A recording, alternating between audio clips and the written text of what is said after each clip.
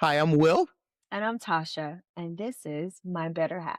We're excited to continue the conversation with you as we dive deeper into really understanding what it means to scan for the good. When you get married or you fall in love, you're at the beginning of your relationship, all you see is the good. The The person's person at can do no no wrong. wrong. They're attractive and all the things that are different than you are exciting. But as you go through your relationship, you hit about year 2, year 3, and forward, you start to see the cracks, you start to see the wrinkles, you start to see the blemishes. And oftentimes you're not looking at those in yourself, you're looking at those in your spouse. And so, what we want to talk to you about today is really what it means to actually learn intentionally to choose to see the other person as your better half, to actually scan for the good. Now, that doesn't mean diminishing all the good things about yourself. It's really important to have a high sense of your own value because you were made in the image of God. But seeing that value in someone else is what it means to really understand God's thinking, healthy thinking about what it means to really be in a healthy, happy, and lasting relationship. Also helps you when you're not critical of your spouse. It helps you when you think I'm gonna see the good in this person. It actually helps you to create a good atmosphere in your home as a woman in particular. If you're creating the good atmosphere in your home and you're like, man, I can see the good in this man, Mm-hmm, he will know it. He will mm-hmm, sense it. He mm-hmm, will know it. If you are creating the opposite kind of atmosphere in your home, he will also know it mm-hmm. and he will sense it. And he might not want to come home. And that's a whole another thing. You Yep, want your man to want to come home, right? Then this is one of those things we have to work on as men and women. yep. This is not a man or a woman thing. This is Mm-hmm. a people thing, It is. you know? And the thing that we've learned is that spouses really can be the thermostat in their and the thermometer, if you will, Mhm. in their relationship. You can manage the temperature based on what you do and what you give off. Now, this is a pro tip. The number one reason, the number one predictor for separation and divorce is contempt. It Yeah. isn't infidelity. Infidelity is an extension. It's a byproduct and a reason sometimes. It isn't money issues. Money issues can exasperate tension, Mhm. but at the core of it, if you get down to the root of why did folks get divorced? Why did they get separated? It's contempt. The best anecdote or antidote, not anecdote, but antidote, the thing that kills the poison of contempt is looking for the good. It's really choosing to Mm. embrace fondness and admiration. And what you want to do is recognize that a lot of times when we're going through the world, a lot of us are scanning for the bad. We're looking for things we need to avoid, and we're looking for things that we disapprove of. And And we're society, also looking for things we're afraid. And so right, we're looking for things that can hurt us. that can hurt us. So we're scanning for the bad so we can protect ourselves. Right. And we can even do that in our marriages. We can scan for the bad so we can protect ourselves or even prepare ourselves. I know that sounds crazy, but that's like real life. Yeah. You scan for the bad so you can protect yourself and you prepare yourself. So you won't be disappointed or Exactly. frustrated. Like scanning for messiness or scanning for lateness or scanning for irritation. Now, honestly, straight up and down, Tasha and I, we've been married for 26 years. We're two different people. Mhm. We come from two different planets. Men and women are different as Venus and Mars. Like Yep. we see the world differently, we process through things differently, and we have Yeah. lots of dynamic differences in the things that we enjoy and the things that we think are most interesting.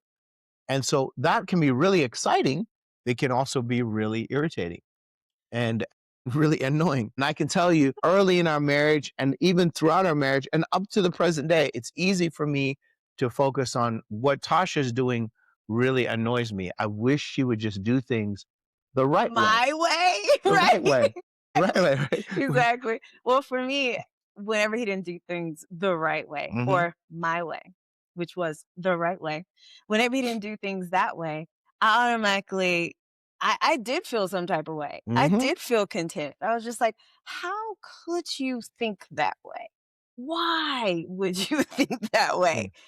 And in a very demeaning way. Like, that's the dumbest thing I've ever heard. Why would you even think that? Because it's not what I was thinking. Because it's not the way I would have chose to handle the situation. But just because it's different doesn't mean it's dumb. Just because it's different doesn't mean that it shouldn't be done that way. That is a way. My way is a way, and his way is a way. And neither one of them are wrong, usually. But also sometimes neither one of them are right. Right. That's the other side of the equation. So, what is the right way to approach things? I'm glad that you asked. This is what teaches us in our marriage more than anything else. Like, we're sourcing really good science from John Gottman. We're sourcing good marital practice and counseling practice from Mm-hmm. experts like John and Karen Louie and so many other wonderful experts that we've been able to get with, and lots of marriage programs that we've been able to go to. But the Word of God gives us an answer of how to learn how to scan for the good. And there's an amazing passage of scripture Mm-hmm. right here in Philippians chapter and verse 8. And it says, finally, brothers and sisters, whatever is true, whatever is noble, Mm-hmm. whatever is right, whatever is pure, whatever is lovely, whatever is admirable, if anything is excellent or praiseworthy, Mm-hmm. think about such things. So you don't ignore reality. You don't ignore the cracks. You don't say they don't exist. It's saying that you need to ruminate on the positive, because that actually gets you in a better mental space to be able to tackle whatever you need to tackle together. And you need to focus in on the positive. So, one of the things that I learned and that I'm constantly learning and I'm constantly practicing is the 5-to-1 ratio. It's for every one thing that you need to point out, you need to be sure that you are offering at least 5 positives for every one negative. William James says the deepest principle in human nature is the craving to be appreciated. People appreciate being appreciated. Also Appreciate your makes it spouse. Yes, and it also makes it easier to hear the bad thing Mhm. when it's sandwiched with all the good things. So when my husband comes at me and he's like, "Hey, you're really good at this, and I really appreciate it that you did that, but there's this one thing I need to bring up with you." And he talks about that with me. It's okay. I could take it. I could take my medicine at that point, because it's not coming from a negative place from him, a place where I don't feel like he's being critical of me. And at that point, I want to actually do something about it, because I also feel appreciated by Mm. him. And I look at the scripture and I think the first thing I thought was, why would God put this in the Bible? That whatever you think about these things. And it's because it's not natural to think about these things. What we naturally do is go to the negative. We naturally think about the opposite of these things. And Mhm. so it takes a very deliberate action to be able to think about these things. Yep. And one of the things I've learned is that because it's not natural, it's something that should become a part of our prayer life, you know, Absolutely. even in the moment.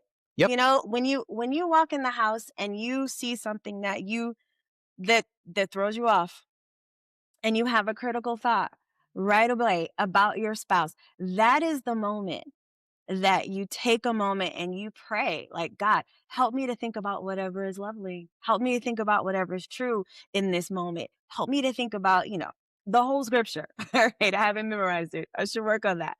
But that is what you do in order to get to a place where it becomes something that's natural for you, because you have practiced it through prayer and you've allowed God to change just the way you think, and the Mhm. way that you respond to your Mhm. spouse, and what you think about your spouse, Mhm. and how you talk to your spouse. Absolutely. Now, this is scientific. Thousands of couples surveyed, thousands of relationships carefully examined, and there is the 5-to-1 ratio. So this is coming directly from John Gottman's Love Labs, is this 5-to-1 ratio that stable marriages need 5 positive interactions for 1 negative during a conflict. Mhm. However, in day to day life, in everyday life, Mhm. it's 20 to 1. You've got to have Crazy. 20 positive Crazy. emotional deposits, Yeah.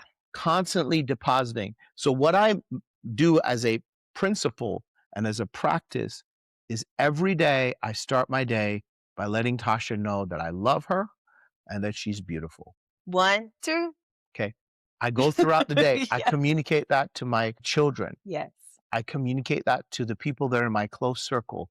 I'm constantly putting money in the emotional bank, deposit after deposit after deposit, because I know that I'm human, I'm flawed. Our lives will not be devoid of conflict. I'm That's right. planning ahead for potential withdrawals by ensuring that I'm doing lots of deposits.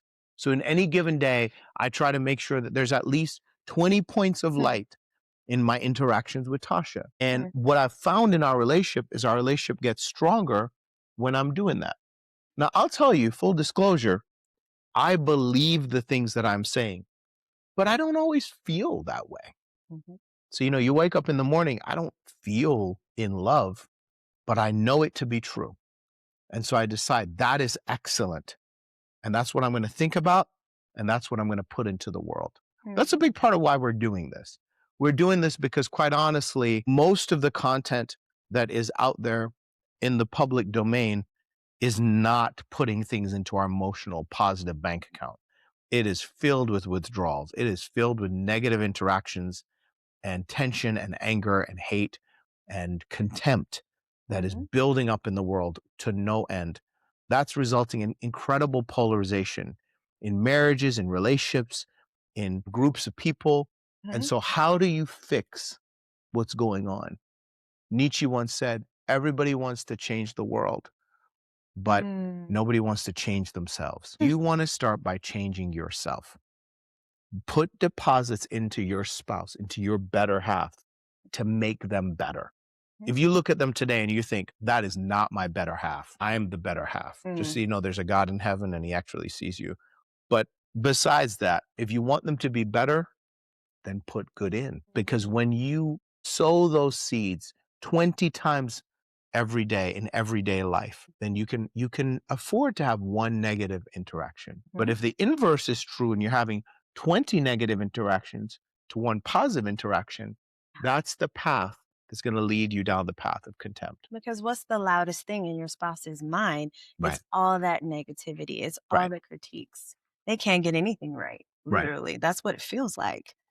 And it's interesting that you brought up feeling. You're like, sometimes I don't feel like, you know, your word was, I don't feel in love in that moment, but Right. it's a decision, Right. right? And that's what we're saying. That it's not about the feelings. If it were about the feelings, if we were just going by our feelings, we would mess up everything every day Hmm. because our feelings go up and down all day, every day. I might not feel like being giving to him when I get home. I might not feel like cooking dinner. I might not feel like being nice. Whatever it is, it's not about you. It's not about our feelings. It's about, hey, what am I doing to put positive interactions into his emotional bank? Hmm. Like, what am I doing? What am I putting in there? And what am I withdrawing? And that's the big part. What are we withdrawing in this particular case? Absolutely. Because this is a hard thing. The withdrawal part is hard. So, real talk here. I'm a natural fixer. So I'm a professional problem solver. Like, you can't talk to me about something and not want us to do something about it Right. without me being like twisted up in knots. But the truth is, a lot of times what Tasha really wants, just like we said before, is just to be heard, because for most people, it is hard to distinguish between being heard and being loved. They're synonymous with each other. And so it's important to actually listen and not to jump so quickly to try to fix things. So Mhm. Tasha, how hard is it for me to walk into our house and not immediately start picking up on what's wrong? Mm. You know what?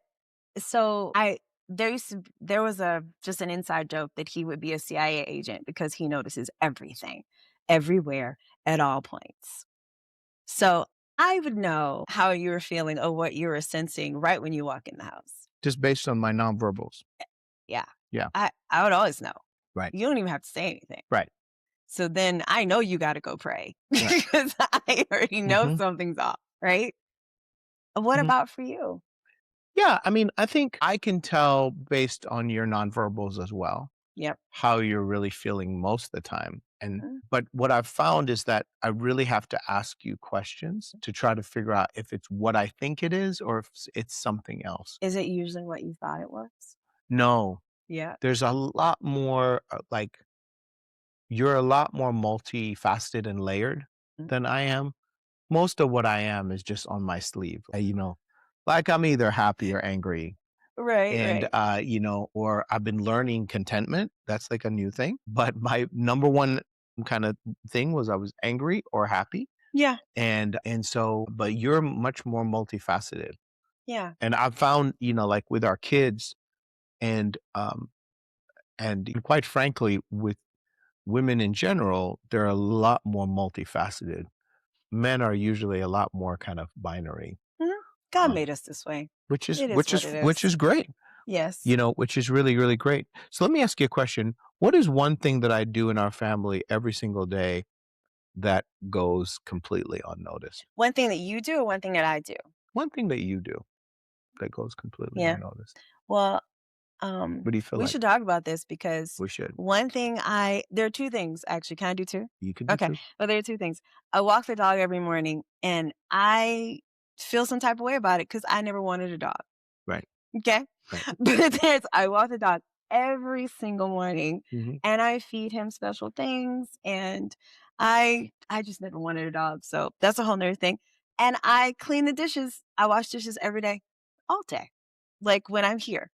That's what I'm doing. Doggone washing dishes. And I feel like that goes unnoticed for sure. We should talk more about We that. should talk more about it. Yes.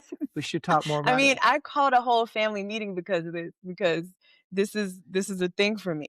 But so let me ask you this. Yeah. So what's it? So how could you scan for the good in that situation? Okay. So how could I scan for the good in that situation? All right. Okay. Well, sometimes when I'm washing dishes and you guys come and put a plate in, which literally drives me crazy. Mm-hmm. But when y'all come put something in the sink, Hmm. Hmm. what I can do is I can think through, okay, whatever is lovely, whatever is true. Okay, what's actually true in this situation is, let's say it's you who did it. My husband, no, he doesn't do dishes, but he does a lot of other things that I can be grateful for. You know what? He took the trash out today. Hmm. You know what? I was having mental breakdown earlier and I talked to him about it and he listened. Like just whatever it is, Hmm. I can stop and think about what's true and lovely about you. And it would help me not to be so irritated that you just put that cup in there and Hmm. and didn't even try to wash it. You know? So we're sharing this because here's the deal. There are going to be things that your spouse is going to do that's going to drive you nuts. That's just how it is. This is the nature of human interactions. You will never avoid conflict or tension. Yeah. You just have to learn how to lean into that tension and how to work past that tension. And Mhm. one of the principles that we learned is that if you choose vulnerability, you can exit a vortex. And every major conflict has about a 2 to 3 minute window, kind of life cycle. And everything else that comes is just the blow up and the kind of the after burn, if you will, from that tension point. But the key to exiting the life cycle of that struggle is Mhm. actually choosing that you are going to be vulnerable. So Tasha is irritated about the dishes, Mhm. which is an ongoing thing, and walking the dog, which is an ongoing thing. Yeah. All right. So what she has done, which has been helpful, but we still have some work to do, Yeah. A little is bit. she chose to share art. Here's my weakness Mm. and here's my need. This is what vulnerability is. Like I really struggle with the fact that this is happening. And one of the things we did, we're not saying this is what you need to do in your household. One of the things we did is we bought a lot of disposable Paper plates, products. paper products. That's how we So fixed it. we're a fast moving family. Lots of things are happening. So now we have a lot less dishes than Mhm. we used to have. Things Mhm. don't get piled up. It costs us a little bit of money, but the time value of money and the value in the relational strain has been diminished because we really listened. Look at that. And we tried to, Family meeting. it was helpful. So Solved. let me ask you a question here. Yes. What is one stupid inside joke over the last 26 years that no one else understands that still makes you laugh? Yeah. We watched this movie a couple of, like, maybe 3 Christmases ago, and there's this one line in the movie, and we just say whenever we're really, really struggling, we say that one line. I don't know how the best way. Should we share what the one line is? It's okay. Okay. Because you may have your own line in your own movie. Okay, But the bottom But line is, yes. for us, there are actually 2 movies that Yeah. we quote a line Yes. that whenever we're, like, at our worst spot. So I'll share one that's super easy. Okay, we'll go with that one. We both really enjoyed the movie Lincoln, Uh-huh. and there's a line at the end of Lincoln with Mr. and Mrs. Lincoln, Abraham and Martha Lincoln, where they said, "We've been miserable for so long. We really have to stop being this miserable." Yep. And so And we saw that when we were miserable. we're in a like, we were really in a bad emotional space, And we were and we're like, we gotta get out of this. we got to get out of this. So whenever we're in the dumps, that really Yeah. that kind of helps us. Yes. The other one we can keep as a private thing that we do. Yeah, because we don't want you to know when we're doing it. So, Yes. but the bottom line is, take some time to really enjoy each Mhm. other, and take Yes. some time to really focus in on the most positive things in your relationship. So here's what we want to do. So we want to give you a minute for your marriage. Yes. And in this next week, as you go forward, here's what we want to encourage you to do. We want you to take 1 minute, just 1 minute, and we want you to sit with each other for a minute, Mhm. like we taught you the last time. Yep. Make sure that you're facing each other, looking in each other's eyes. You want to be knee to knee. We're not knee to knee right Knee now. to So knee. you want to be knee to knee. fully clothed, okay? And I want you to take a minute. Yeah. And I want you to reflect back on positive memories that you've had with each other. Positive memories for us, like the day when we got married, and positive memories like the day that we tried to sleep on the beach at night and found out that that's a really dumb bad idea, and had to sleep in our car because we didn't have a hotel room because we planned on spending the night on the beach. Yep. And it isn't, It's it's not like the same movies. as the movies. Or the day, lots of other positive memories. I'm thinking of a negative memory. That was a negative memory. So, It's okay. but if you take 30 seconds each, Yeah. or we would love for you to get to Do a minute. Do a minute. A minute Do a each. minute each where you Yeah. just share positive memories. What happens is it floods your mind with all the positive memories. And then take that forward and decide. If you're in a conflict, 5 positives for 1 negative. Every day, find 20 positives, because invariably in life, you're going to have at least 1 negative in a day. But if you're investing in that bank account, your marriage is going to reap dividends. We are so excited about sharing this with you. We hope that you choose to see your spouse Scan as for the good. scanning for the good, and Yes. seeing your spouse as your better half. Yes. I'm Will. And I'm Tosha. And this has been your better half. We look. It's my better half. This has been my We hope it's better half. yours. We hope it's yours. Yes. Love you guys. See you next time.